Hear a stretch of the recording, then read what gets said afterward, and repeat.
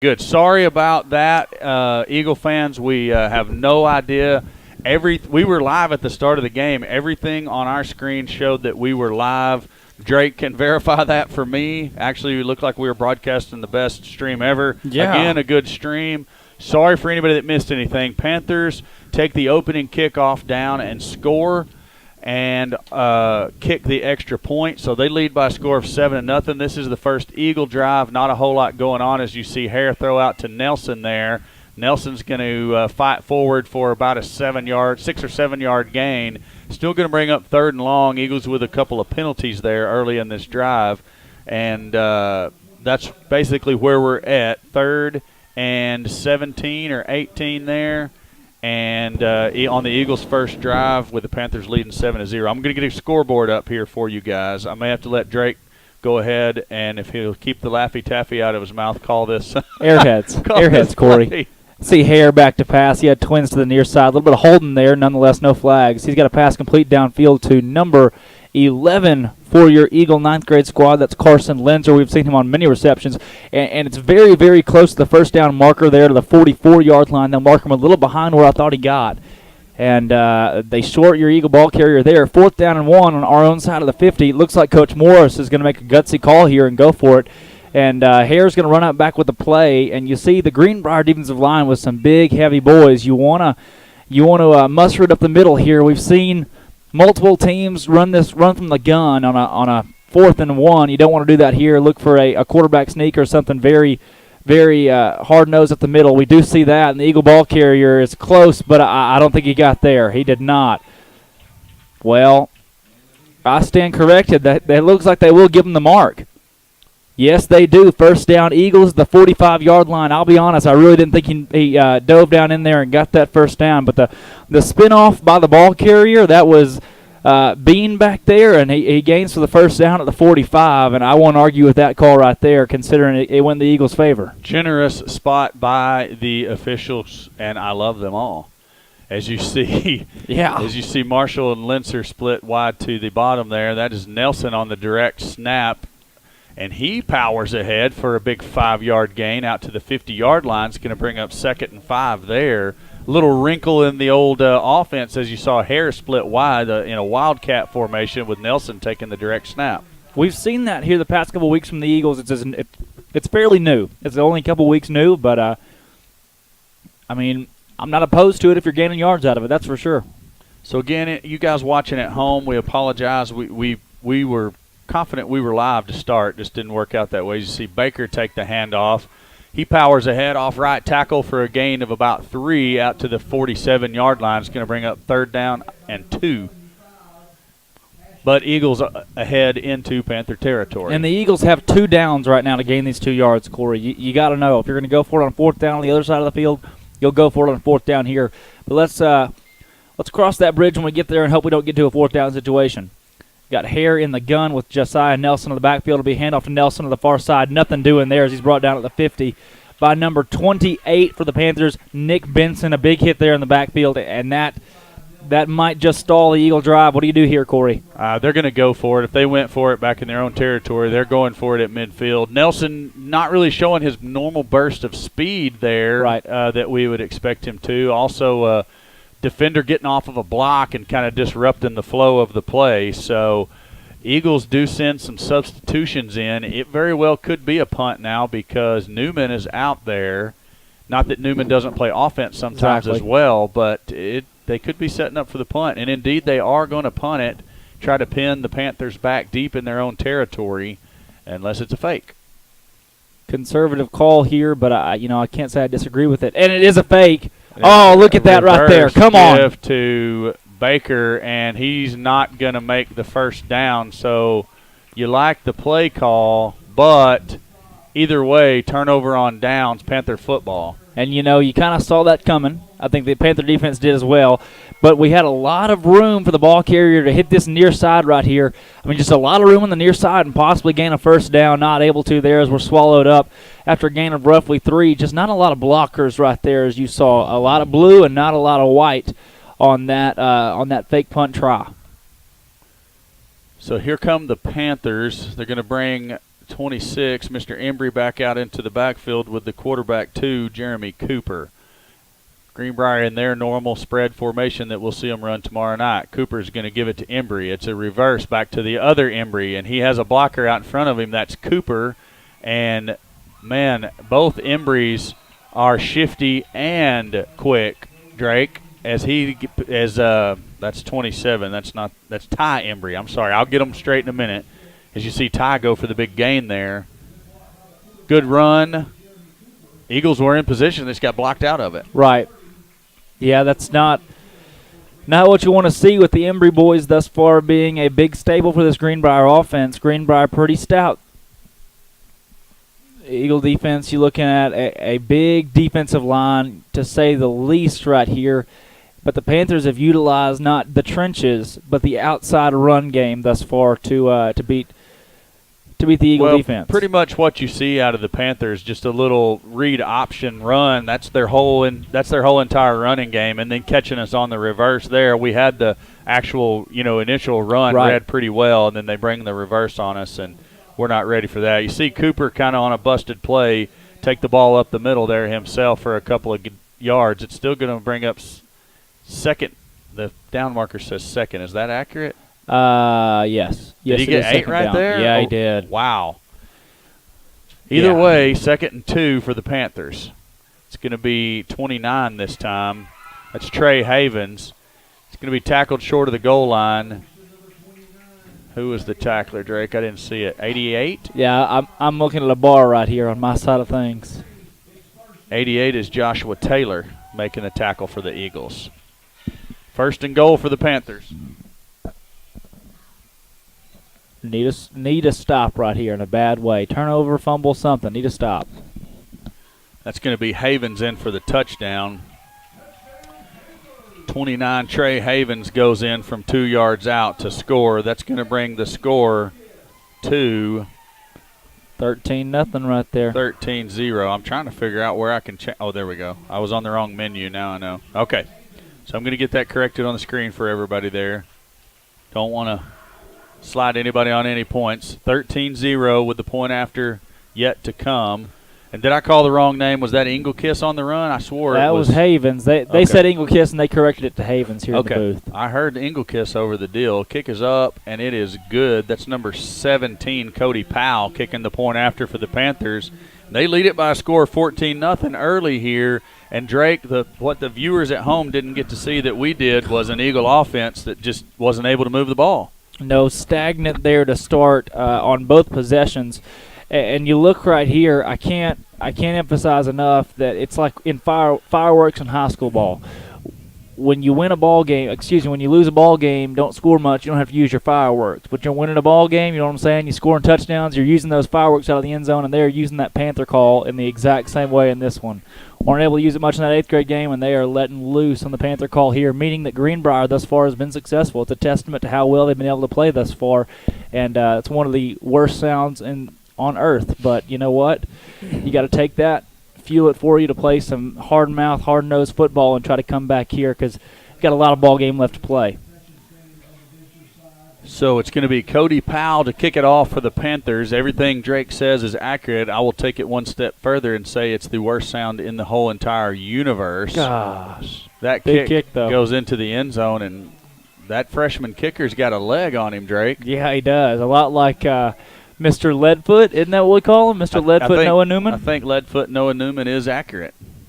Leadfoot. What was Allen's with Cinderblock? Yeah. Yeah. Cinderblock. Steel toe. Steel toe, that's what it was.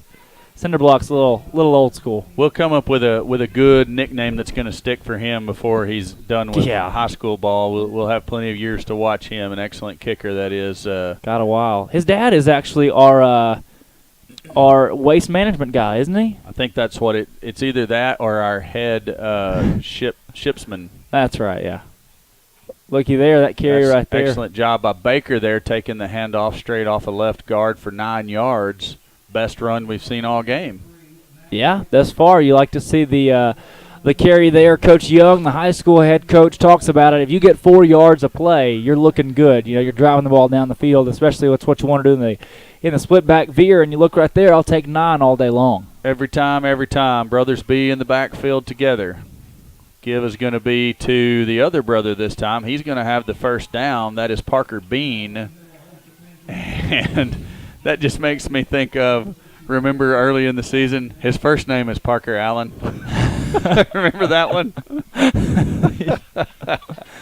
Allen. He is actually at a horseshoe tossing competition in Albuquerque, New Mexico until Saturday. Is that where he is tonight? Yes. Well, he'll be back early, actually, with us tomorrow night. Okay. Horseshoe throwing competition in Albuquerque. Catching the early flight home in the morning, I heard. Right. So Hare's going to call his own number this time. He's ahead for about a 3-yard gain out across the 35 to the 36. It's going to bring up second down and 7 for the Eagles there. I like the spot. I didn't, he got close up over to the 36-yard line, but I thought he was a little bit near, closer to the 35. I like that spot, though. A new guy on the stick over there on the box. That's going to be the yes, I like him better, too. It's going to be the end of the first quarter. Eagles trail by a score of 14-0. We're going to use this opportunity to actually, no, we're not. We're going to keep it right here and talk to you about the game tomorrow night when the senior high Panthers travel across the county to face the senior high Eagles. Drake, what do you think's going to happen in that one? A win. A dub for someone, huh? Somebody's going to win tomorrow night, Corey. I'm calling it right now. Somebody's going to win. And, the Panthers come in with big playoff implications. The Eagles, with the only thing they have to play for tomorrow night is the Judges Cup. And I think they'll come in fired up, ready to go, and we'll see a good brand of football. Absolutely correct. Both teams are going to be loaded for bear in that one. And you expect to see a good matchup. Everything says we're still live. We're seeing something weird on our screen here, but everything says we're still live with you guys. So we'll stay with the game here. Yeah, I mean, tomorrow night we're expecting another hard-fought battle. I don't know about the faith, hope, and love or whatever you've been talking about, but anyways, you see Baker take the ball on the trap play there off the right guard. He has a big gain out to the 43-yard line, and it's going to bring up third down and short for the Eagles there. Great quote from one of my favorite comedians, Dimitri Martin. At the end of the day, it's all love.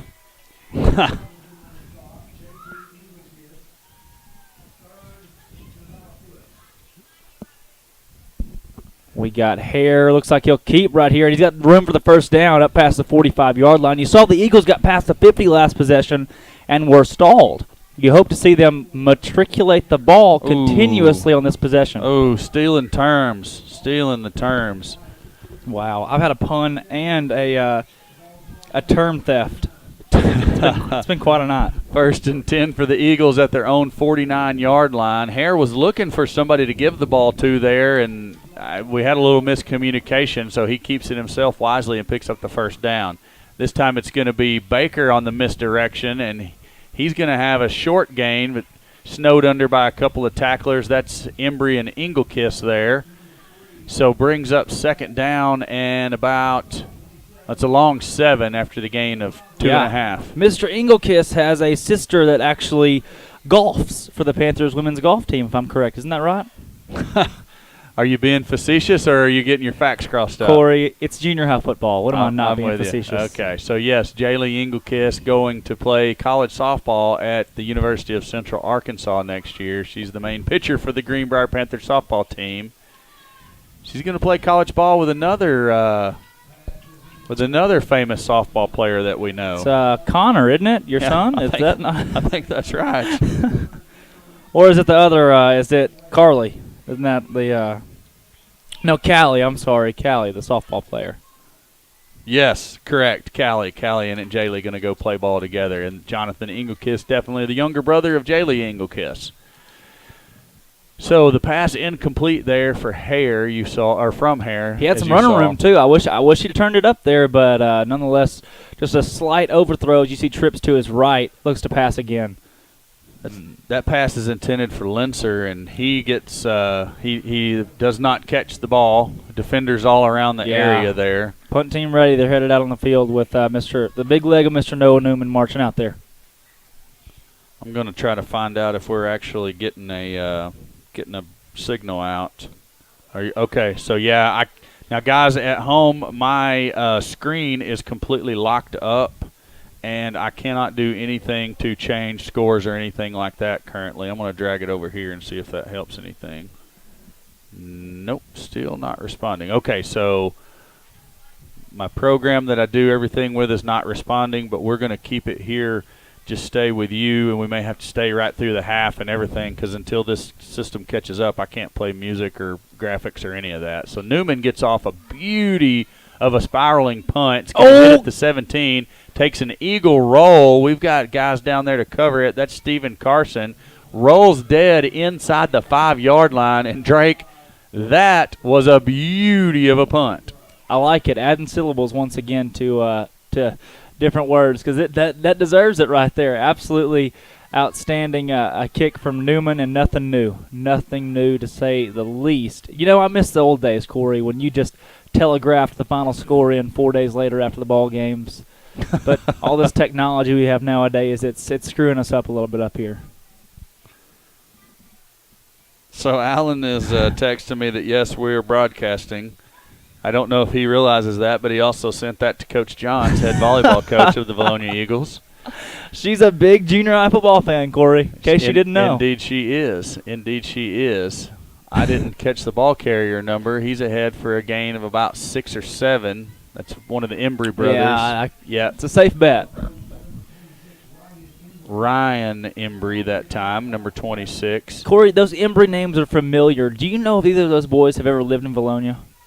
I do not know. I wish we had. If anybody out there listening knows if they have ever been residents of the town of Vilonia, please shoot it to Corey or I1, because I feel like those names are very, very familiar. Gibbs going to be to Embry again straight ahead. Eagles defense ready that time. The whole flock of them there to make the tackle. I know I saw Archer up in there. Also number 50 and 55.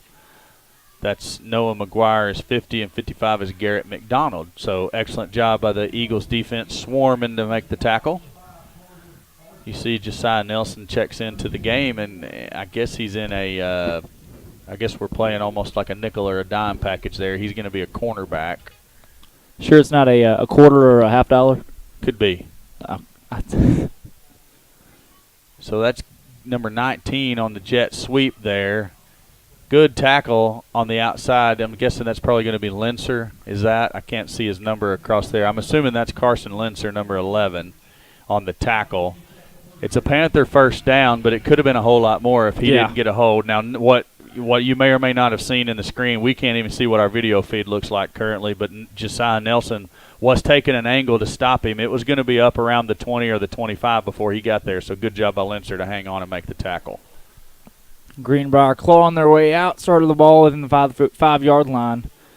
It's going to be number 29 this time on the carry. That is Havens, I believe. Yes, Trey Havens. Flag in the backfield. That's probably going to be a hold on the Panthers. 6, Evan Marshall in on the tackle for the Eagles. Good to see him out there. Of course, we talked about it last week, coming back from injury. Indeed, a holding against the Panthers. So that will back them up 10 yards from the spot of the foul, which is the 20. That's going to take them back to the 10. It's going to bring up first down and 21 yards. All right, Corey, can I knock on wood and call something here? Sure. Give me a scoop and score or a quick pick six right here, so deep into the Panther territory. Here's your answer. The Embry twins did indeed attend Vilonia until the tornado, and they vacated town after the tornado. Wow. I'm glad. That was bothering me there for a little bit because those names are very familiar. It would be nice to have them in red and white tonight, no doubt about it. That's going to be a run by one of the Embrys there. That's Ty Embry on the run, and the pickup of about 12 out to the 17-yard line. Yeah, 17-yard line. Tell you, Corey. Trubiano on the tackle for the Eagles. Sorry, Drake. There you go. I understand it, moving out. But to Greenbrier. Anywhere but Briar. Gosh. The noise, just the Panther noise. Trubiano goes off the field limping a little bit. The coaches are going to attend to him over there on the Eagles sideline. So here we go with second down and about 8 for the Panthers. Quarterback actually that time is Embry with a direct snap. That's Ryan Embry. I got to keep them straight. 6 is Ryan Embry. 7 is Ty. So he has a pickup of a few out to the 21-yard line. It's going to bring up third down and 5. Seth Kirk on the tackle for the Valonia Eagles. Seems like we might have called his name already. He's a 10th grader playing down. Am I correct? Don't start nothing. You know we are on the Panther sideline. We don't know how thin these walls are. They may hear that and start filing a protest. Oh, come on. So a little miscommunication by the Panthers in the backfield. Cooper keeps it himself, and it fools the Eagle defense as well. First down, Panthers out at the 30-yard line. Tackle made by number 50, Noah McGuire. And 15, David Adams. Just nothing to say. That's a first. I know. There's a song about that. Usually It's a country song. Allison Krauss? No, no, it's not Allison Krauss. You see the Panthers go deep, and the receiver makes the catch. That's number 19, Cameron Leach, and he was out there all by himself. Yeah. Who was the 88 was the safety, I believe, that comes over and makes the hit. That's Joshua Taylor to push him out of bounds. But some kind of miscommunication there to leave the Panther receiver wide open for the giant gain. First and 10 out at the Eagle 39-yard line. And with that, Drake, I'm going to have to stand up off my stool for a moment and hope to change the momentum here. That was a big throw right there. Is it? Yeah, that was a big throw. It's going to be Ryan Embry this time on the carry. He doesn't get much as the interior of the Eagle defense gets a hold of him. Seth Kirk there on the tackle. So is Carter Archer. And the guy who started it all was Cesar Fuentes. Big Cesar Fuentes. My bad. Big Tristan Bishop. Oh, slightly less big than Cesar, but just almost as big. Minute 50. Clock ticking here in the first half. I don't guess we can change the scoreboard of the half. No. It's going to be Ryan Embry on the carry. Is that Kirk across for the tackle this time? No, that's going to be David Adams across to make the tackle. Good job reading the run by him and getting across. Good form tackle. Yeah. You hate it, Corey. The two Embry brothers, great athletes as we're seeing right now, guys that are spawning out of Valonia. And natural disasters taking its toll. You hate to see something like that, but darn tornado. It just hurts, man. I can't put it to words right now. A little help from the quarterback there, throwing him forward across the line of scrimmage up towards the 28-yard line. Looks like they'll probably have a first down here, and they do. Yeah, that was Havens on the carry, tackled by McGuire and McGuire. The McGuire twins out there. I think that's a 9, 59, because I was looking for 58. That is big Mr. Fuentes himself. Caesar. Was that Cooper on the keep that time? Yeah, it's a very I couldn't tell who had the ball right there. Very good little trickeration. Timeout Panthers. It'll be their first of their 6 timeouts they get this half. Isn't that right? George W. Bush joining us in the box tonight with his trickeration. Strategery. Lockbox. Yes. A good bit of strategery there out of the Look, that's some SNL magic right there. Will Ferrell with Al Gore himself. Strategery and lockbox. Oh, wait a minute. Update as to the whereabouts of the one and only Alan Wade. Currently in Vermont learning how to plow snow. Plow snow. Straight from the horse's mouth via the live chat. Corey, you were at a, what was it? You were at some kind of that's right, a stump grinding convention in Seattle, I did Washington last week. And then now this week, learning to plow. Now, there's a lot of stumps around here that can be grinded. But as far as plowing snow, I'm not sure that skill can pay off for Mr. Wade too much around the town of Valonia. Absolutely correct. Grinded. So Cooper's going to throw. Oh, it's going to be there a you sack go. by number 50, Noah McGuire. Excellent job there to bull rush his man and get in there and get a hold of Cooper. Yeah. Panthers take one of their 17 timeouts of the half that you get here at John Hawks Memorial Field. We still haven't figured out the timeout rules up here. Corey, by NFHSAA rules, Greenbrier now will receive 18 timeouts in this half. It's a rule change this year, so not 17. Sorry to correct you, but 18 now in the at John Hawks Stadium. Although it's only fair for the Eagles to receive 18 as well. Oh, absolutely. Right. At least they keep it both ways. All is fair in love and rivalry football games, as the saying goes, right? We talked about it. Love's a big part of this one, Corey. True that. True that. So the Panthers take another timeout there to talk it over. What's that Keaton Whitley song, All You Need Is Love? I don't know Keaton Whitley. That's Kenny Rogers. I'm sorry. No, that's the Beatles. Yeah. There you go. I knew you'd wait around in it till you got in the middle. I love our junior high antics. So it looks like it's going to be Ryan Embry to take the direct snap for the Panthers. He does. He's looking for running room on the right side. Adams comes up and hits him, and then he's going to be pushed out of bounds by number 28 for the Eagles. And I should know his name, but I can't recall it at the moment. That's Austin Harrington helping Embry to get out of bounds there. 52 seconds left to play. 4th down, Eagle fans, make some noise. We can't hear you. Oh, uh-oh. 4th and 7 for the Panthers. Student section leader himself. Hey, you were the Eagle mascot, weren't you, back in the day? No, actually, that was – now, Drake, yeah. Correct me if I'm wrong, but it appears as though the Panthers are lining up for a 43-yard field goal. Eagles, watch the fake. Whoa. Timeout number there it is, number 7. 18 for the Panthers. That's it, final timeout.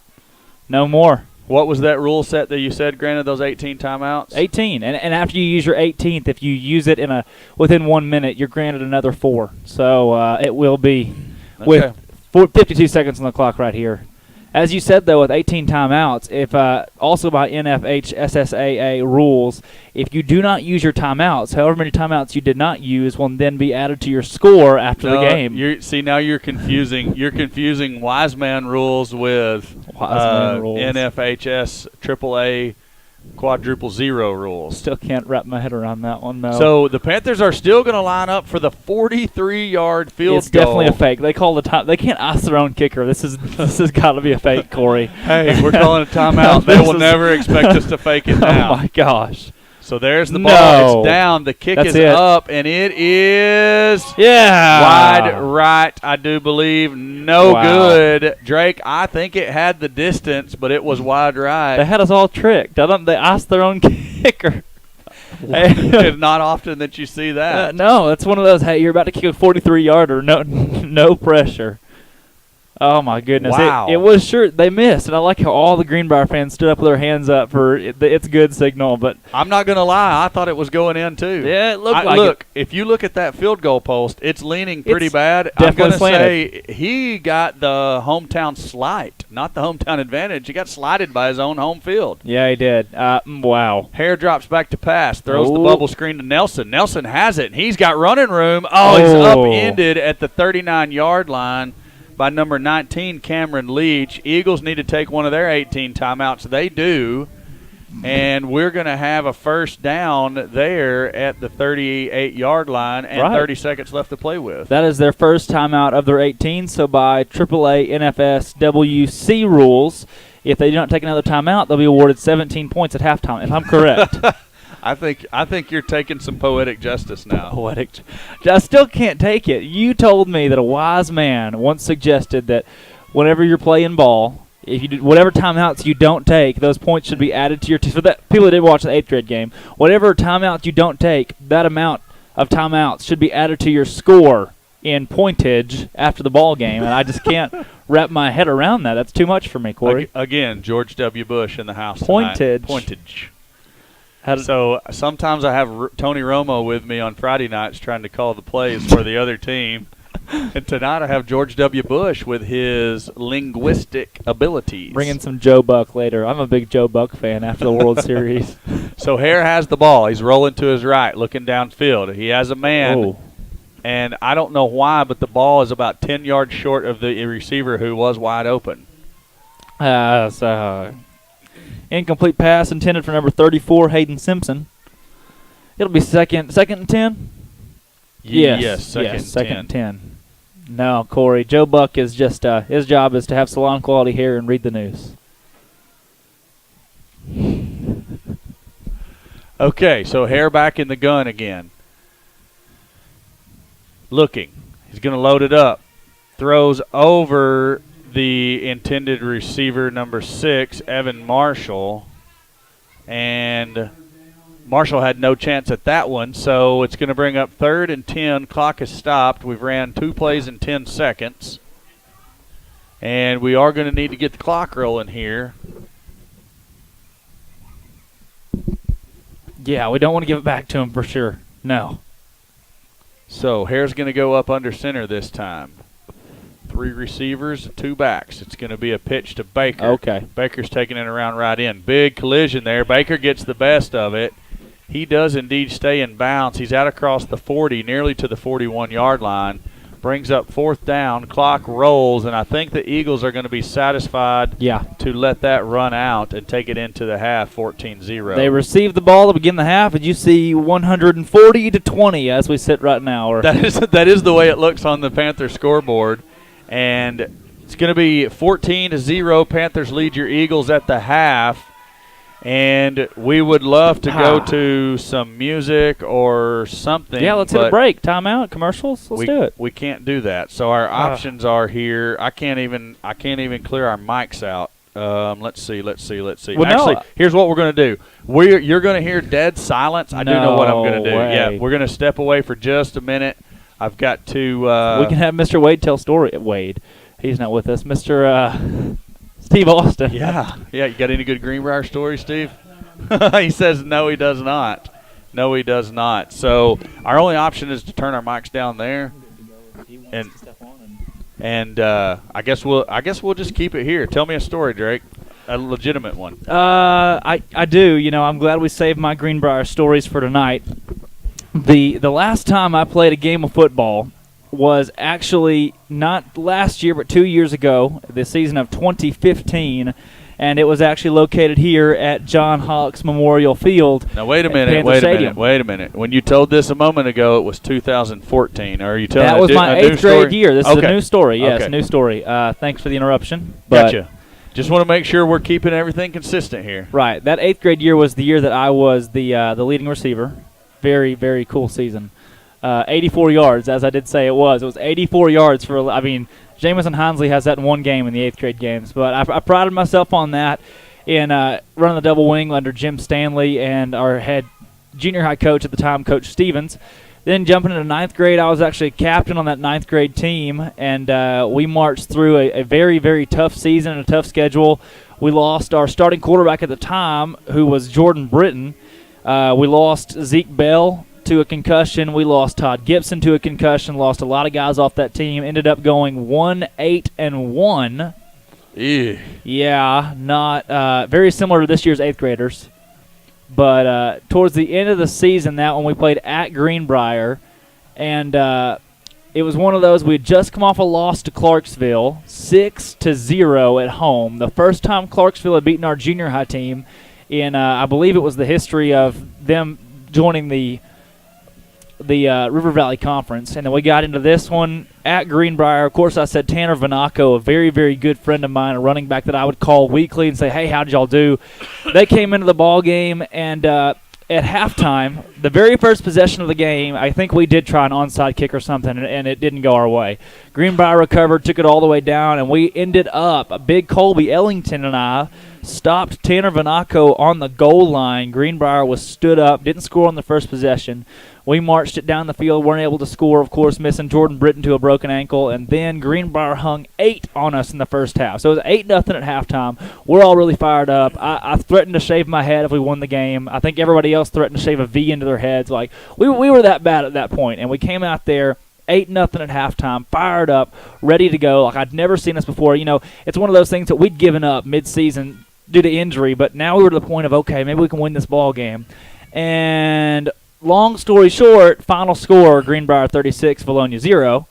But that's not why I'm telling the story here. It was late in that ball game, the fourth quarter of that ball game, where young Captain Drake Toll received his first ever personal foul penalty in a live-action football game. You going to tell me why?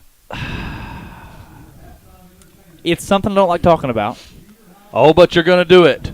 We, the referee crew that was on the field was pretty fair, which, I mean, when it's 36-0, it's usually, the referees they're going to be fair. Right. But it was one of those that there was this Greenbrier corner, and to this day I don't know the kid's name. He doesn't play football anymore. And every time down the field, he would knee me or just give me an elbow or something after the play, and I'd say, "Hey, ref, would you mind watching that? He's either holding or kneeing or something." I was respectful about it. And the referee said, "Yeah, I saw it. I'll call it next time." And so it happened again, and I said, "Hey, it happened again. You mind calling that?" And he said, "No, I saw it, but I'll make sure I call it next time." And then the third time, guess what the referee said?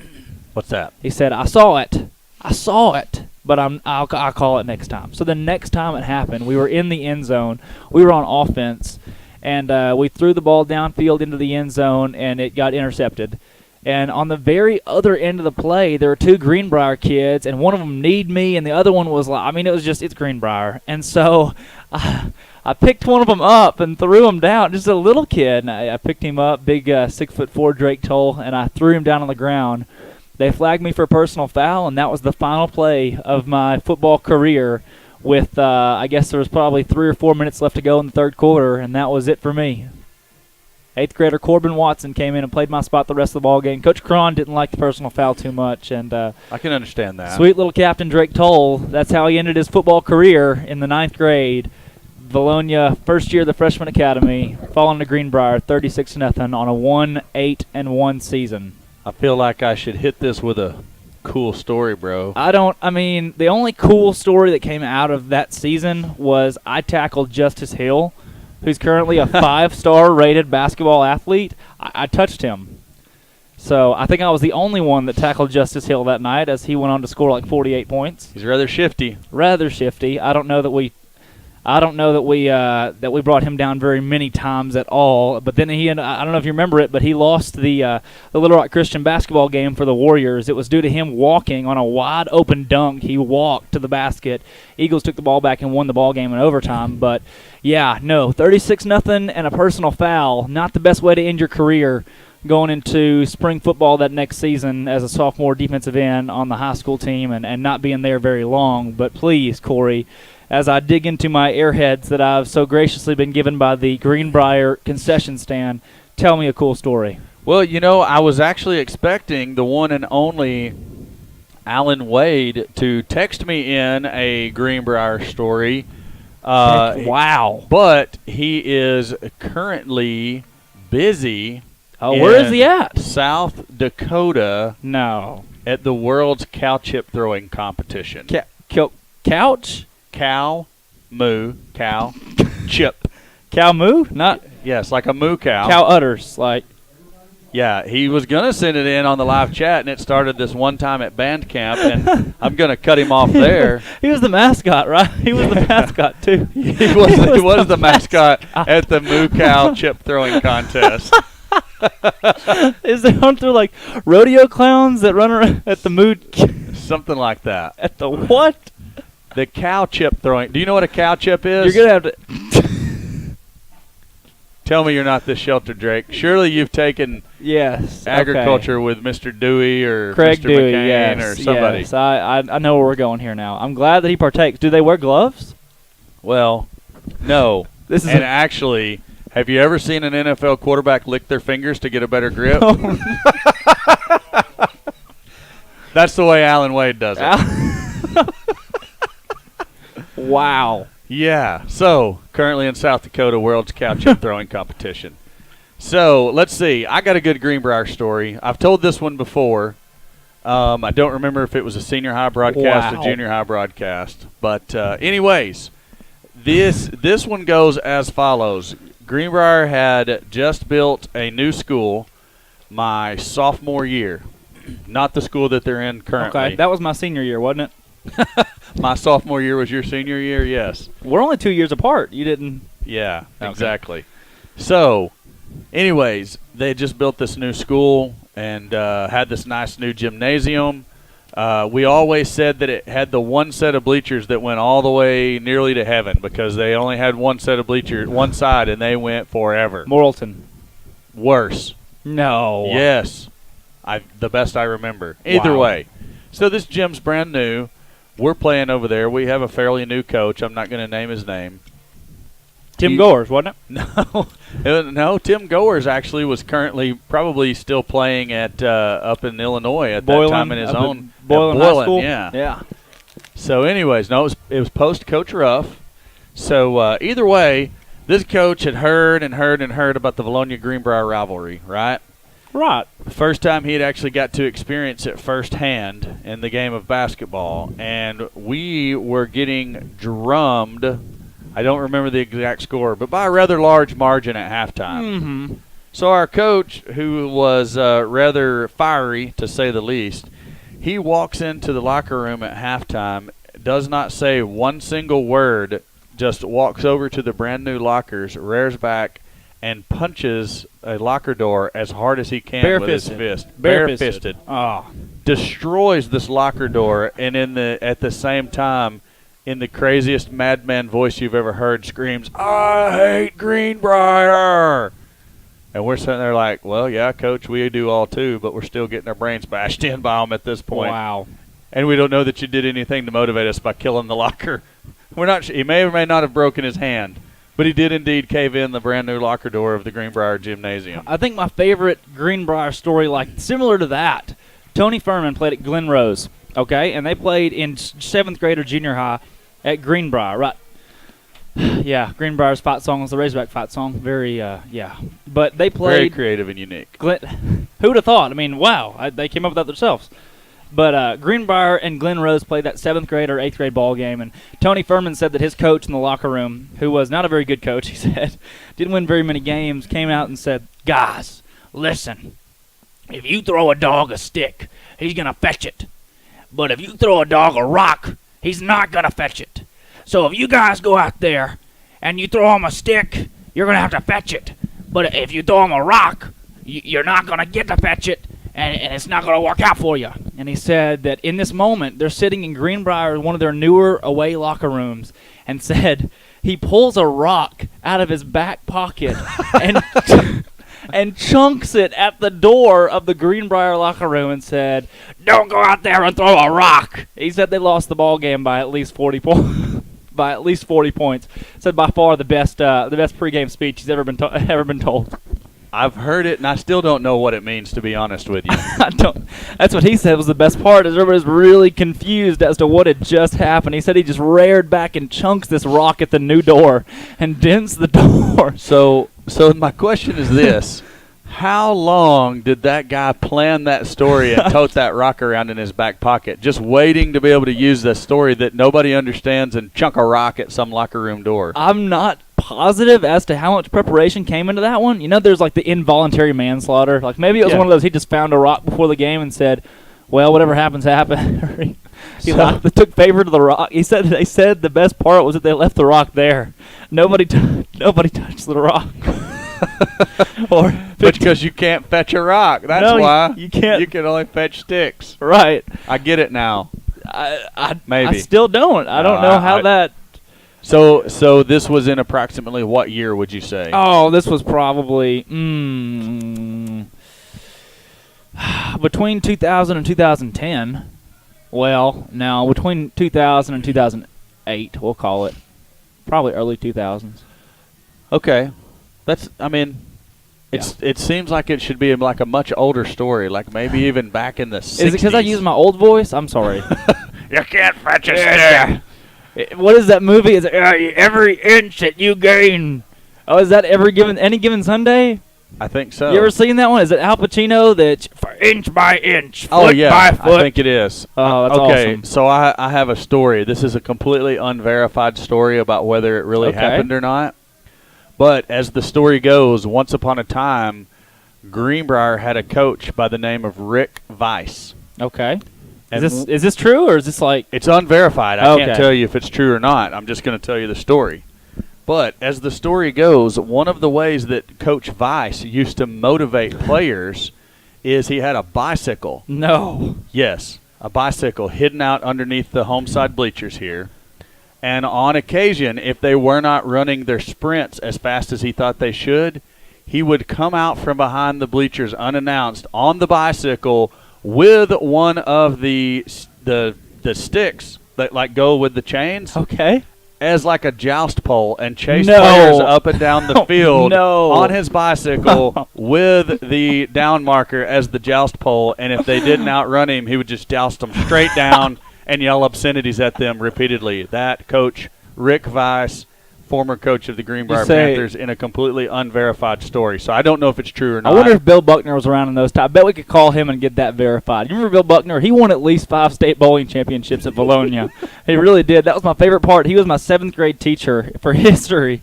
And got to say, we didn't learn much from Coach Buckner. But he had a lot of really good stories, and that was one of his. He had a lot of Greenbrier stories, and I'd like to check that one out because I feel like that could be verified.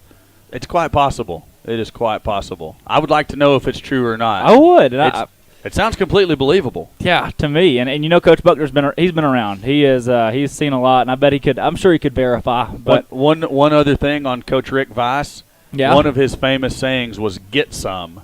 Get some? It was like a what do you call it? Where every letter it was an acronym. Oh no! Yeah. Get some? Yeah, get some. That's like you're still in Got Milk here.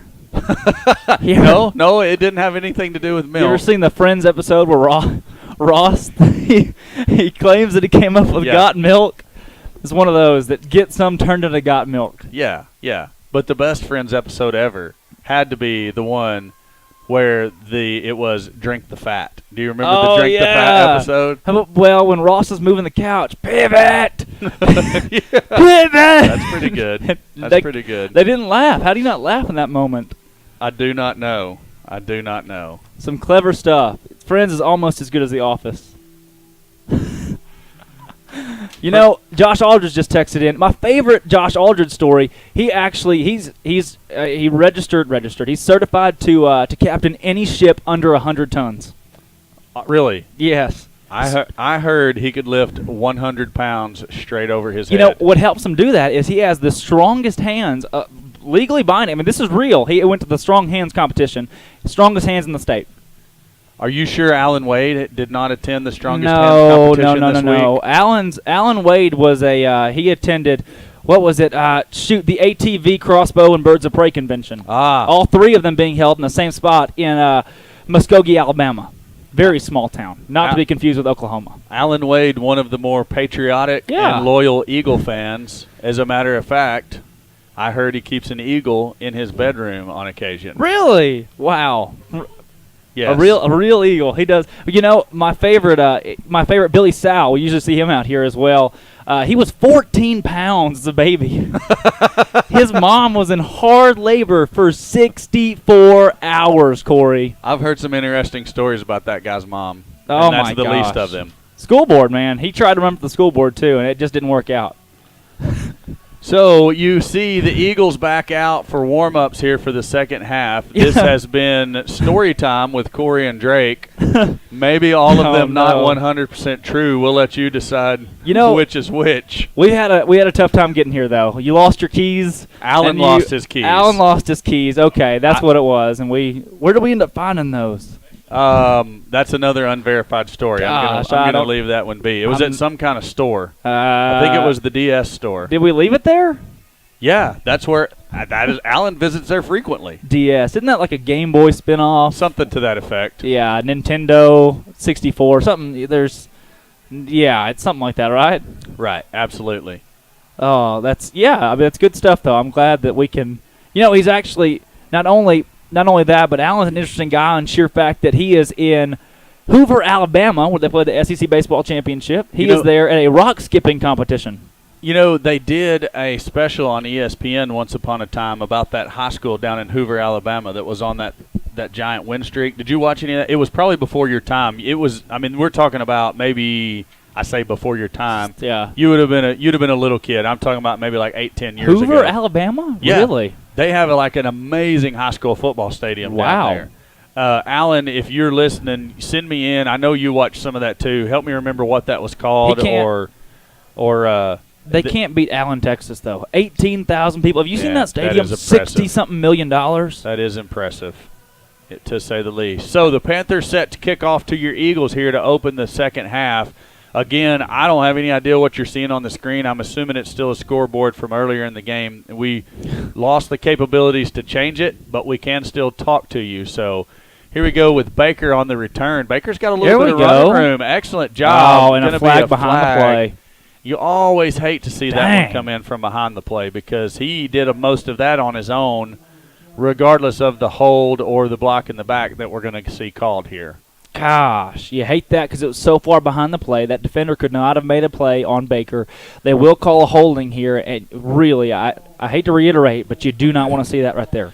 So the screen still shows quarter 1 and the score of 6-0. It is indeed quarter 3. We just started the second half here. Score is 14-0. Panthers lead the Eagles. I'll try to be cognizant of keeping that up to date better over the mics here. And Steve says he'll get the camera on it every once in a while to remind you what's going on. Yeah, we can go ahead and put our score and quarter up on the Eagle message board. Let's see, Eagle ball carrier, one of the brothers B. Looks like Baker mustering his way to the 20-yard line. Maybe a gain of 1 right there, but nothing doing on that one. As you see for the Panthers there at the bottom of the pile was number 75, the big man in there. And there he is, Ashton White. Every one of these rosters is laid out just a little bit differently, right? When you get used to checking one out, they change it up on you. So Hare's going to go in the gun. Lone back in the backfield is Parker Bean. Matt Baker in the slot to the near side of the screen. Flags on the field. The pass indeed is to Baker. He has the reception. He's going to have first down yardage out across the 30-yard line. We'll wait to see what the flag is. You know, wouldn't be surprised to see an offside call right here because the receivers usually line up and ask the referee where to be, and so it may have been a lineman out there lined just a little bit out of formation for your Eagles, but I wouldn't be surprised to see an offsides. They're going to wave that flag off. Play is going to stand. First down. Eagles on the great throw and catch from Hare to Baker. The old pitch and catch for the Eagle first down. First down, V-Town. Inch by inch. Foot by foot. So here come the Eagles. Nelson and Linser split to the bottom of the screen. Hare's going to give to Baker off left tackle, and he is taken down by a whole group of Panthers. Pack of Panthers? Rawr. A wasp, a wasp nest like of Panthers. Like a thing of wasps out there. What's worse, Farmington flies or Greenbrier wasps? The wasp by far because they can hurt you. The flies just irritate you. Gosh, those were terrible. They vacuumed them up right in front of us. They did indeed. Mr. Steve Wood coming up here helping us out killing wasps this afternoon. Eagles go with a spread formation. Hare loads up, throws short to, is that Baker or Linser? That's Baker. Like Baker, yeah. Baker's everywhere tonight. Inch by inch. I can't. It's taken us so long to reference that, and I love it. So Baker has the catch out to the 30. Where are they going to mark him? We've got 3 different spots. One's at the 36, one at the 35, one at the 37. Baker appears to be shaken up a little bit on the play. Looks like he had to go pick his mouthpiece up off the turf. And Coach Morris is out to check on Baker. He's in pain, Drake. Yeah, he is. And Baker, one of the more, tough guys out there for the Eagles, as he's shaking up just a little bit. Hope to see maybe just a stinger or just knock the breath out of him. That can knock you out for a couple seconds, but hope to see him back here pretty soon as he is a staple in the Eagle offense. Looks like the trainer over there to talk to him, also Coach Stout, and I think he's walking off, maybe the breath knocked out of him. Hare under center. Pass is going to go to complete miscommunication. Carson was headed out in motion. Ball kind of almost hit him in the back of the head. Nelson was turning around like he was going to catch it. That ball bounces between his legs. So I'm really not sure who the intended receiver was, Yeah. but neither one of them had an option to catch it. It's going to bring up 4th down. The Eagles bring on the punt team. You know what, Corey? You hate to see the Eagles punt right here, but as the great movie quotes, you live, play, no die. You live, play, no die. Is that some? Oh my goodness! Is that? Yeah. All I can think of is the Water Boy, but that is Waterboy. Yes, okay, it is. that's the "you can do it" guy, right? No, another fake punt by the Eagles. That's big. This one, excellent job there. Direct snap goes to number 66. Is that Trey Nips? Yeah. Aubrey Watt, actually. Nobody saw that coming. I didn't see that coming. I don't have a 66 on my roster. 66 is Aubrey Watt. Aubrey Watt over there. Huh. Wow. Can you believe that? More interesting than that, I don't have have Aubrey Watt as number 7 on my roster. Can you dig it? I can dig it. So Hare back up under center. He's going to fake and then keep it himself off right tackle. Good run by Hare. I'd like to see him keep that ball tucked until he goes to the ground. First down for the Eagles out to the Panther 45. Yeah, it's the "you can do it" guy was actually the star in Benchwarmers. The "yeah, play no day" was the assistant coach that no one could understand. Just had the guy in the overalls. Yeah, just had to IMDb clear that up just here for a second as the Eagles take it 1st down and 10. You like to see that, matriculating the ball down the field. So Hare gives to Parker Bean this time. Bean's pushing the pile forward. Good run by Mr. Bean. Baker remains on the sideline. I don't even see him at this point. I'm assuming he's back there on the bench. Yeah. Quite a few of the coaches are gathered around one area there. So Stephen Carson in at the other running back position in the absence of Baker. So we have the B and the C. You got Nelson here to the near side. If we're going to go on a pass, let's look for him deep. Well, let's go short on the screen. The screen to Nelson. Almost lost the ball. Does almost fumble as he's going down there, able to retain possession of the ball. First down again for the Eagles out to the 28-yard line. Love to see the poise and toughness, Corey. That starts in practice. Practice is huge. Practice, practice, practice all the time. So Hare's going to bring them back up to the line. Marshall and Linser split to the top of the screen. Nelson alone at the bottom. Carson and Bean. It's going to be Bean straight ahead off right guard. He picks up a couple before being driven backwards. They're going to give him the 25-yard line. It's going to be 2nd down and 7 there for the Eagles. Thank you much, Mr. Referee Crew. Yeah, I didn't know that he got 3 yards until they put the ball down there. Stopped very quickly. Eagles driving here, though, as you said. We're just past the middle of the 3rd quarter, 3:40 left to go. 14-0 your score, the Panthers leading it. Eagles driving, though, at the 25. So Carson splits out to the slot in the top of the screen. Look, there we got a man. Here we go, Corey. That's going to be Carson. Touchdown, V-Town. There it is. I had to let you have it. I know where the control is to shut your microphone off. So Stephen Carson on the wheel route out of the backfield. Touchdown, V-Town. Excellent job. Score now 14-6 as Newman comes on for the point after. Yeah, I almost took you off there. I just saw that man open there on the far seam, and sometimes you got to let the play develop, my young friend. Hare on to hold.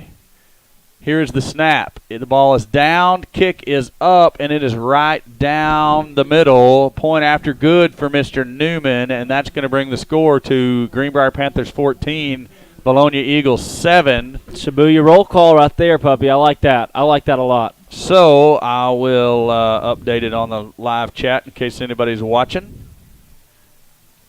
And I'd love to roll a commercial right now, but instead we'll talk about DNN Construction. DNN Construction. Can you do the Jason Broach voice? Oh, I have never. You never heard the commercial? Jason Broach, if you're listening, there's some excellent impersonations of you up here in the press box currently. Full disclosure, I have not listened to the full commercial. Wow. So. DNN Construction. Oh, it's so good. Hey, I'm going to say props to Jason Broach for putting those together because otherwise it would just be us two lackeys up here. Oh, and the pictures coming across? It's wow. awesome. It's good production value. Real good production value. That opening line, that D and N, there's nothing better, Corey. You got to go back and hear that one. So, no, I will tonight indeed. Noah Newman set to kick it off for the Eagles. Ooh. Onside. Ball still rolling on the ground. A Panther able to gather it up. That's number 2, Cooper. And that's the quarterback, actually, for the Panthers on the recovery for Greenbrier. They're going to have a 1st and 10 at their own 33-yard line. So I'm just getting information that the Valonia Eagle Football Foundation will be tailgating. They will have pulled pork to give away. I'm not sure who's cooking that. Do we know who's cooking that? Doy DeBoard, we believe, is going to cook that meat, and we will also have free T-shirts to give away as we do at every home Valonia High School game. The Valonia Eagle Football Foundation giving away 150 free T-shirts. They do sell sponsorships on the back of all those T-shirts. Do we have all the sponsors sold for tomorrow night, Mr. Austin? Okay, so we had all but one sold. We're going to go ahead and roll with that as we have to print the shirts early in the morning. 150 free T-shirts given out at the Valonia football game. The sponsors on the back for tomorrow night. Okay, that's an awesome T-shirt. I don't have the sponsor names. I'll have those tomorrow, but it's a very, very awesome T-shirt. It's a faith-based T-shirt. It has a verse on the front there, Philippians 4:13. I can do all things through Christ which strengtheneth me. And a cross and a football player kneeling underneath the cross. So very cool, Drake. We're going to have to make sure we get there early enough to nab ourselves one of those. Yeah. We will have the sponsor names on those on the broadcast tomorrow night. Big local churches, all you say. Yeah. Wow. Excellent job. That's awesome. You love hearing that. Also, tomorrow night, the Valonia and Greenbrier home football game. Rivalry Ram, if you... Yeah, that's what I heard. Let me see what we got going on here. I got something that I need to read about. You see the Panther quarterback there take it. He's gang tackled by the Eagles. Carter Archer there helping lead the charge. I'm trying to find my information. So, the as a part of the rivalry game... Say it for me. Say it for me. That is the Rivalry Ram. The Rivalry Ram. We will have honorary captains tomorrow night for both the Eagles and the Panthers. Honorary captains will be Dylan Freeman of Greenbrier and Nick Gentry of Valonia. Wow, Gentry? Nick Gentry, all the way back home to V-Town. Didn't he graduate with you? That was in your class, right? Pretty close to that, yes. That's right. They are the honorary captains because they are last year's recipients of the Hartness Roberts Scholarship Challenge. So they bring back those young men to be the honorary captains for the game. The Hartness Roberts Scholarship Challenge will award 2 seniors from tomorrow night's contest with a scholarship in memory of Wayne Hartness of Greenbrier and Jerry Roberts of Valonia, 2 pillars of the community before their untimely passing a couple of years ago. And the scholarship is established to recognize those two extraordinary men and to honor their service of giving back to their communities to further the education of student athletes. Very big right there, Corey. Very big. Seth Kirk on the tackle there, but I like what you're saying. And Jerry Roberts and Mr. Hartman, you can't talk about 2 more guys that really benefited the town in such great ways, you know. That's right. The scholarship will award a senior from each team tomorrow night. The winning team senior will receive a $4,000 scholarship. Gosh. And the senior from the team on the losing end of the contest will receive a $1,000 scholarship. That is the Hartness Roberts Scholarship Challenge at each and every Valonia Eagle versus Greenbrier Senior High football game. So Panthers marching the ball down the field here just a little bit. They've got a 1st and 10 inside Eagle territory at the 45-yard line.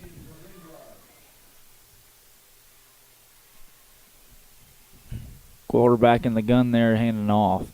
That's going to be Havens on the carry, tackled by Noah McGuire. Seth Kirk also there, close to the tackle, and Carter Archer. We've been calling those 3 guys' names on the reg tonight, Drake. The McGuire twins out there doing an outstanding job on defense.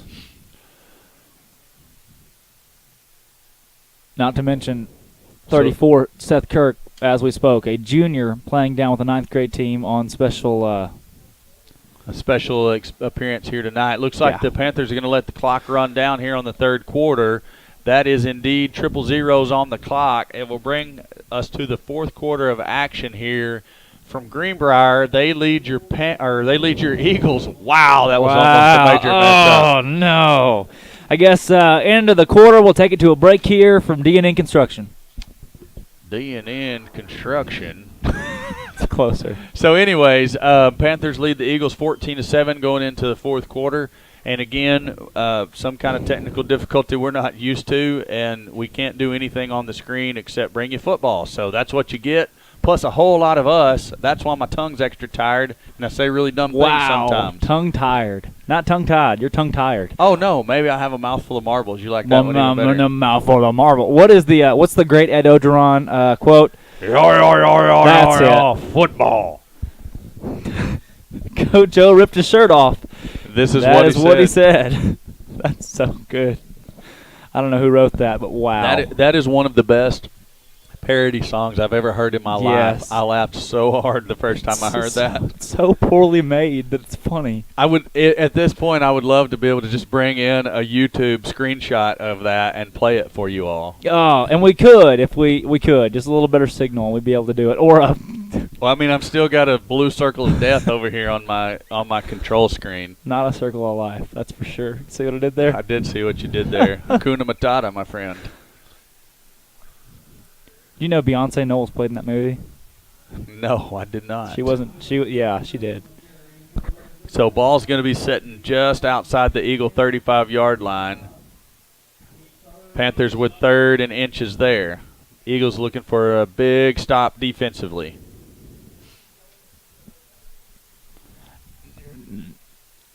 Give is going to be to Embry, looking for running room around right end. He definitely has the first down. Linser and Carson there to finally bring him down. Josh Taylor also in on the tackle briefly there at the last minute. First down for the Panthers at, I can't see the football, Drake. There it is, at the 24-yard line of the Eagles.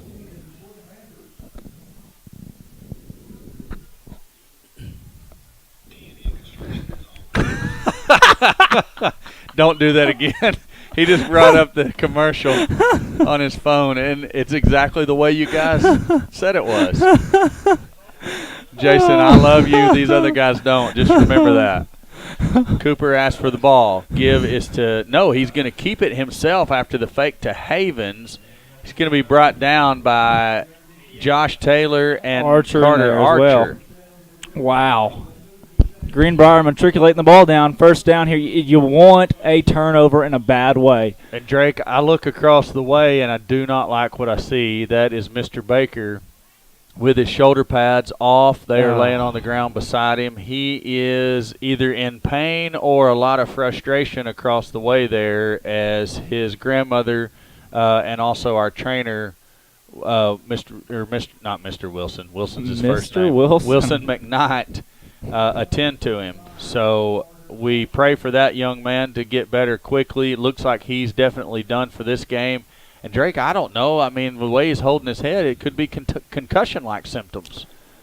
The hit didn't look like much, but the whiplash effect can always get you on those concussions. And I hate to speculate, but, you see him rubbing his head over there, and you may be right. As Greenbrier ball carries into the end zone, touchdown Greenbrier, touchdown Panthers. That's Ryan Embry. Here comes the Panther.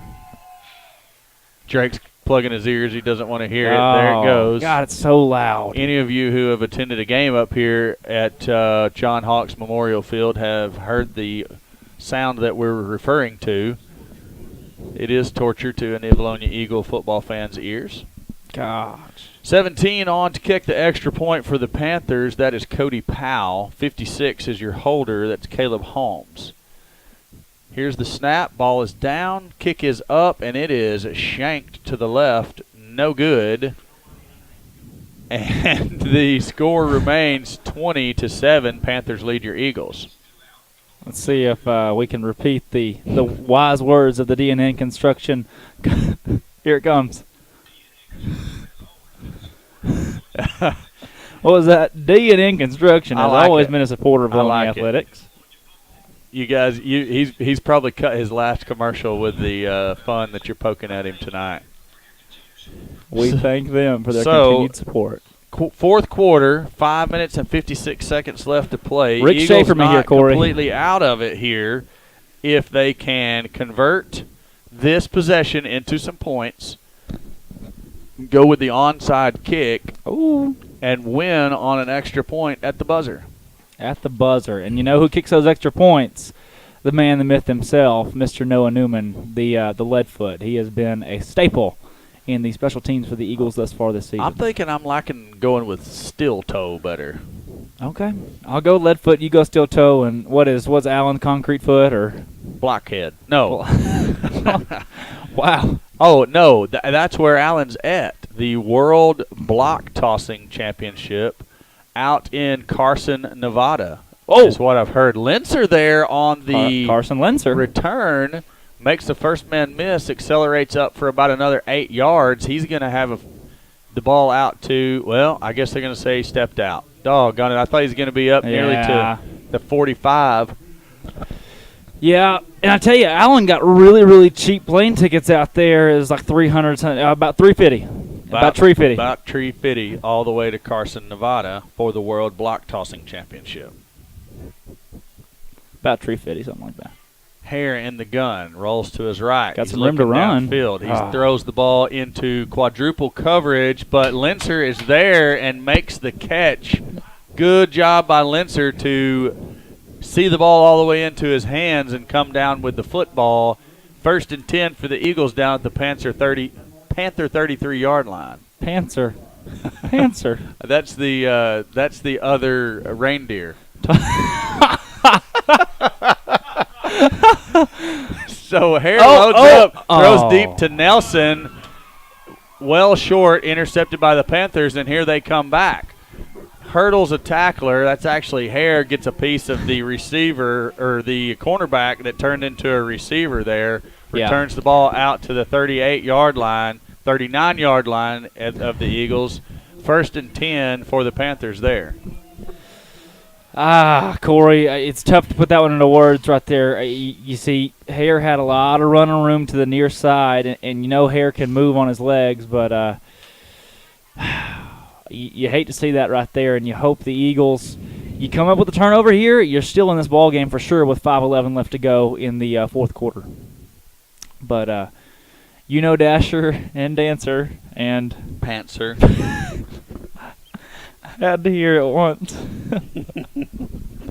Handoff there to, is that Embry to the far side. He'll gain his way up past the 45-yard line near the 48, and near the first down marker, they'll give him the 49-yard line, 1st and 10 for Greenbrier. Wow. That was kind of just staying with his line and riding a wave to a first down there. 1st and 10 Panthers at their own 49. Eagles take a timeout, I suppose. I think you're right. There's no signal by the officials yet, but yeah, timeout Eagles. Both teams go to their sidelines to get some water. Score is 20-7. Panthers lead your Eagles. 4 minutes and 49 seconds left to play. And again, we're unable to change anything there that you see on the screen. So Mr. Austin's doing a good job of keeping the camera over to the scoreboard as often as he can. Yeah. And we continue to tell you some fun tidbits of facts. You know, Corey Erie once again joining, you're Corey Erie. Drake Toll joined by Corey Erie. What my mama calls me anyways. Joined by Corey Erie in the booth tonight. You know, it's November. And you know what November means. No shave? No shave November, and second off, the World Pumpkin Hurling Championships. Where is that held? Pumpkin Catapult Championships held in Montego Bay. And Mr. Alan Wade, our Montego Bay, Nebraska. I'm sorry, it is. It's in Montego Bay, Nebraska, and our good partner Alan Wade is there this evening. Chunk of Pumpkins. Also definitely not shaving. No, you can't. Cooper has the ball, gives to Embry, looking for running room around the left end. He has it. Has a couple of guys beat, cuts back inside. Nelson chases him down, rides him forward for a few more yards. He's going to be all the way down to the 27-yard line of the Eagles, 1st and 10 there for the Panthers. At least they don't play that dreadful noise for every first down. Ooh, that would get bad. God. There's got to be some kind of AAA illegal. There's got to be something. Well, it would be if they were playing it while play was going on, but since it's in a dead period, then it's totally legal. Oh, yeah, like Mom Mel that played music the entire ball game. True. They don't know any better down there. Gosh, that was bad. So Cooper set to get the ball. He has it. He's going to give it to Havens this time. Actually, no, Cooper kept. Wow. Did you think Havens had the ball? Yeah, I was definitely watching Havens. He got hit hard, too. Poor kid took one for the team. Yeah. The camera and everybody was on Havens. Cooper had it. Good bit of ball handling there by the Greenbrier quarterback. He has about a 6-yard gain. It's going to bring up 2nd and 4 for the Panthers. I haven't heard much out of the Eagle Band tonight. Well, we're inside. We can't hardly hear them anyway. I hear Greenbrier. Oh! Good pressure by Trubiano, and I don't know. Taylor. Yeah, it is Taylor. I was going to say I don't know how that's not offensive pass interference because he just kind of grabbed Taylor by the shoulder pads and said, "Get out of the way. You're not catching the ball." Either way, not today, Boy Scout. Incomplete pass. 3rd down and about 4. You know, right there, he. Mahogany Bay, current location of the one and only Alan Wade. Wow. Sent us a picture from Roatan in the Caribbean. Mahogany Bay, actually. So, correction on the pumpkin tossing championship. That's Mahogany Bay in Roatan. Looks like a first down there for Greenbrier. That hurts with 3:34 left to go here. You know, the last time Alan was down in Roatan, he brought me an interesting souvenir. Camel. Llama. Alpaca. No. It's a bottle opener. It's a bottle opener. We had friends one time go to Disney World, and they were very rich people. I'm not lying to you when I say they were very wealthy people that still live in the town of Bologna. And they said, "Hey, we'll bring you all back souvenirs." We were neighbors, very, very good friends, and they came back with Mickey Mouse-shaped Rice Krispie treats. That was our entire souvenir. That and the hotel hand soap. So that's going to be touchdown Panthers as Cooper goes in from 15, 16 yards out, brings the score to 26-7. You live, play another day. Yeah. I'll play another day. I'm glad I got to tell that story, though, because really, hand soap, and we still use it to this day. It's pretty handy. 17 on to attempt the extra punt. The extra punt is up, and it is good, I suppose. I didn't see a signal otherwise. So not a signal. Extra punt, as Drake called it, is good. 27-7, Panthers lead your Eagles here in the 9th grade game. You learn announce another day. Stephen Carson is way down here by himself at the other 30-yard line. You got Josiah Nelson's down here. I think he's tying a shoe. But we're going to receive on this end. Maybe Carson, just a little bit of confusion there. I've definitely done that before. My entire 9th grade year. I think we all had concussions that season. At 1-8-1. We received a lot of kickoffs that year. If that tells you anything about our football team. Not necessarily what you want to be known for. No, we didn't score any touchdowns in the second half either. We were very similar to that 8th grade team in that respect. Just for a whole other reason. Yeah. Oh, here's the kick. Looks like not that deep kick we've been seeing, that little pooch there. That's going to be number 2. I'm assuming Jamison that is Hinsley. Yeah, not on the roster there. Where's number 2 for the 9th grade? He has a short return out to the 33-yard line. 1st and 10. Eagles there, and you'd like to get something going here in the last 2:54. 2:54 left of the junior high football season, and then these guys move up next season to play some high school football, as you see. Do you think any of them will dress out tomorrow night just to be on the sideline and experience a senior high game? No. I'll be honest with you. I haven't seen it in a long time, and I do not think we'll see it tomorrow night, to be honest. Hare rolls to his right, throws the quick out to Marshall, makes the reception out at the 50. He's going to be at the 48-yard line of the Panthers. 1st down for the Eagles there. We have beaten Greenbrier with a player that was too old, not too young before. That's the difference. That'll come tomorrow night. May have Fred retell that to me beforehand. Did you just work old and young into the same sentence? You're welcome. Thank you. Hare attempts to throw the bubble to Nelson. It's out in front of him. He's unable to get a hold of it. So incomplete pass brings up 2nd and 10 from the Panther 48. Corey, I was down 30-8 in a ball game with 1:44 on the clock and came back and tied it 30-30. So it's not impossible. I've seen it. You personally, as in by yourself? Yes, me and me only against the Morrilton Devil Dogs in 2014. Awesome. Hare has the ball, rolls to his left. He's looking for a receiver. He has Linser down there, and they're going to give him the catch. Excellent job by Linser to go down to the carpet to get a hold of the ball that was thrown a little bit low there. Good job by him to go down and get it. 3rd down and 1 at the Greenbrier 39-yard line. As you see there, just under 2 minutes left to play in the game. Eagles going with the hurry up. Hare throws quickly to Nelson. Nelson looking for running room. Hits a couple of Panther tacklers. You'd like to have seen him got out of bounds there.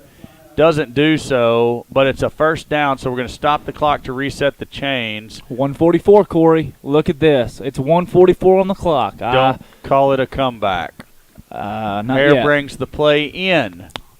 Eagles not moving with quite as much haste as you'd like to see them.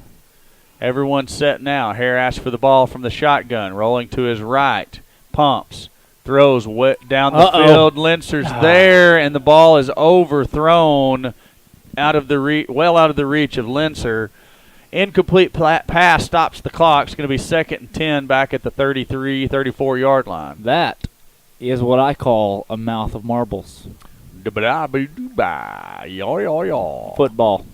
Minute 25 left to play. Panthers leading 27-7 here in the 9th grade game.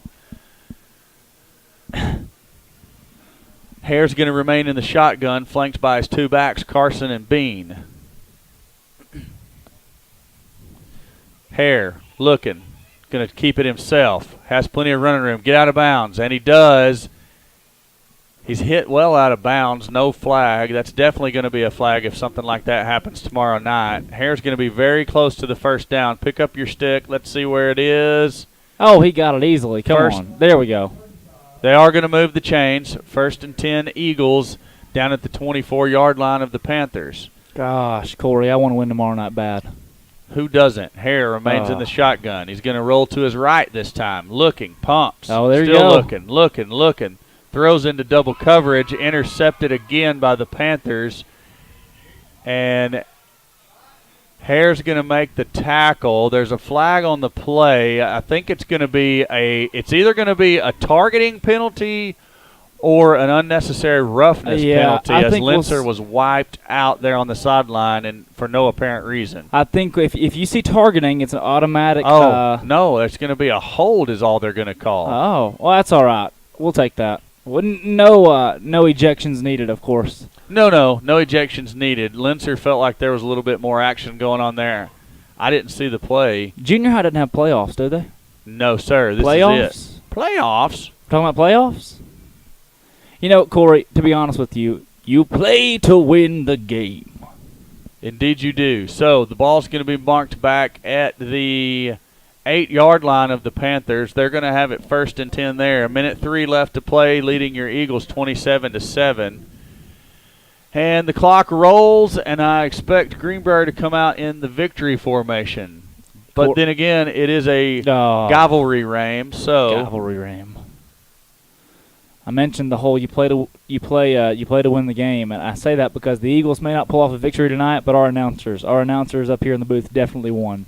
Cooper's going to run the ball himself off right tackle, and he's out into the open field out across the 20 down to the 24-yard line. It's going to be plenty for another Panther 1st down, and the clock continues to roll. Well, it's momentarily stopped while they reset the chains. 33 seconds left on the game clock. Eagles are going to lose this one 27-7, barring a long touchdown run by the Panthers. Oh, I hope not. How did 8th grade do tonight? 8th grade did exceptionally well. They won 30-6. That's probably going to be the last play of the game as the clock's at 10. That's Havens on the carry. Indeed it is. Teams head to the 50 to line up to shake hands. And that's going to do it for junior high football this year. Yeah. Your Eagles have now dropped 3 in a row to Greenbrier on the junior high. I say Thursday night. It's usually played on Tuesday. On your junior high Tuesday, Thursday nights, you've dropped 3 in a row now to the Panthers as the music plays and the Panther howls. Gosh, I want to win tomorrow in a very bad way, especially due to the performance that we dealt tonight in the ball game. You really want to see the Eagles come out on top tomorrow night in a game where they are not picked to win, but that never means anything in a rivalry game. That's right. And Drake, I said earlier that I saw a scenario maybe that Greenbrier had a chance to get the number 1. Definitely can get the number 2 with a win tomorrow night. No, we'll agree on that for sure. But could fall all the way to the 4 with a loss. Oh, well, Maumelle defeated Greenbrier, right? So if Maumelle beats Harrison tomorrow night and the right things happen, it could Greenbrier drop to the 5? Yes, and Maumelle would sneak in. That is absolutely correct. It'd have to be the way it was. That was best case, worst case scenario. So it was a plus 13 margin of victory for everybody. I don't know if it would take that, but yes, definitely Greenbrier. Yeah. If they get beat tomorrow night and Maumelle wins, they could fall out of the playoffs, and Maumelle could backdoor their way in after struggling down the stretch against the more difficult portion of their schedule. And Corey, I know that you're not a huge Maumelle fan after looking at your Fearless Friday feed. I understand that is the case. However, you gotta root for Maumelle tomorrow night against Harrison and the Eagles. The Eagles win, the Hornets win. Greenbrier could be looking at a sad, sappy a sad, sappy night on the couch next Friday night while the playoffs are happening. That would be fun. I would love that. Let's have them enjoy it with us. Okay, so tomorrow night we're rooting for the Eagles and the Hornets. You heard it from Drake Toll first. I say we live broadcast both games. You guys can go up to Maumelle, and I'll stay down here and do the Eagle game, and we'll simulcast, picture in picture. Picture in picture.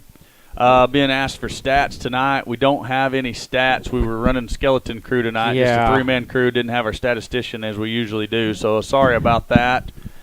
Should have our guy with us tomorrow night. The only stat that matters, unfortunately, is the 27-7 score at the end of the game. That's 30-9, Corey. 30-9. I will say this, though. Matt Baker having a huge game before he goes out with an injury. Correct. We're still 100% unsure what his injury was, but he was unable to finish the game. And he was having a big night before he went out. Carter Archer having a huge night defensively for the Eagles. He was all over the place. Like a madman laying some licks out there tonight. McGuire also having a big night. Kirk as well, as always. I mean, when you got a 24-year-old playing with junior high, what do you expect? Absolutely correct. So those would be, our, if you will, players of the game, or kind of our spotlight players that we noticed doing a good job tonight. And we want to say congratulations to those young men. And the whole Valonia Eagles team is, it's bittersweet. You've played your last junior high game ever. However, on to senior high football next year. 3 more years of senior high football for a team that could turn into a very, very sharp squad.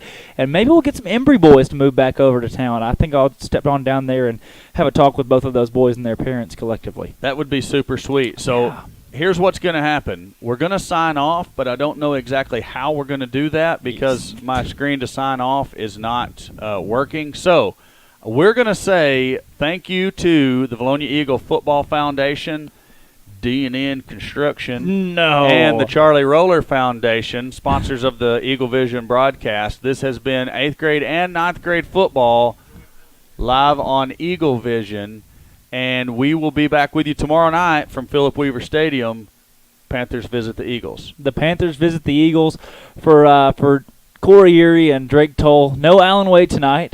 He was at a sunflower seed taste testing competition convention, and and rally. I guess you'd call it a rally. Definitely rally. In Albany, New York. So very, very extensive. He was preparing for weeks and weeks, and now he's up there at the Sunflower Taste Test competition and rally in Albany. And hope for safe travels as he's coming back home.